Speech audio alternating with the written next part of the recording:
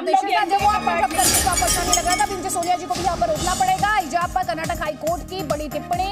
Karnataka high court ने ये कहा जहां यूनिफॉर्म तय वहां पर पालन होना चाहिए। मेरे सहयोगी जयपाल शर्मा इस बड़ी खबर पर हमारे साथ। जयपाल, क्या कुछ कहा गया है? डिटेल्स जल्दी से पहुंचाइए दर्शकों तक। जी देखिए, 3 बड़े पॉइंट्स हैं। सबसे पहले मैं बताना चाहूंगा कि कोर्ट ने उठते उठते जो है छात्राओं के जो वकील थे वो बार बार इस बात के लिए कोर्ट के ऊपर गुहार कर रहे थे कि कोर्ट एक बार जो अंतरिम इंटरिम ऑर्डर है उसके ऊपर एक बार फिर से सुनवाई करे। लेकिन कोर्ट ने उठते उठते इस बात को क्लियर कर दिया कि ये आदेश सभी शिक्षण संस्थानों पर लागू होता है, वो पीयू कॉलेज हो, स्कूल हो या डिग्री कॉलेज हो।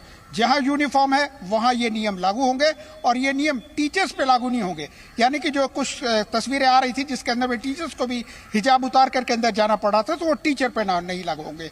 ये एक पहली बात है। दूसरी बात है कि आज जो है सरकार की ओर से एसएस नागानंद अपेयर हुए, जबकि कॉलेज की तरफ से एसएस नागानंद अपेयर हुए, जबकि सज्जन पोवैया जो है वो एमएलए को, यानी कि जो कमेटी सीडीसी है उसके चेयरमैन को रिप्रेजेंट कर रहे थे। एसएस नागानंद ने आज पूरी तरह से इस बात को अपने एविडेंस के द्वारा इस बात को साबित करने की कोशिश की है कि किस तरह से वर्ष 2004 से इस कॉलेज के अंदर में यूनिफॉर्म थी। 18 सालों के अंदर में इस यूनिफॉर्म को किसी ने चैलेंज नहीं किया।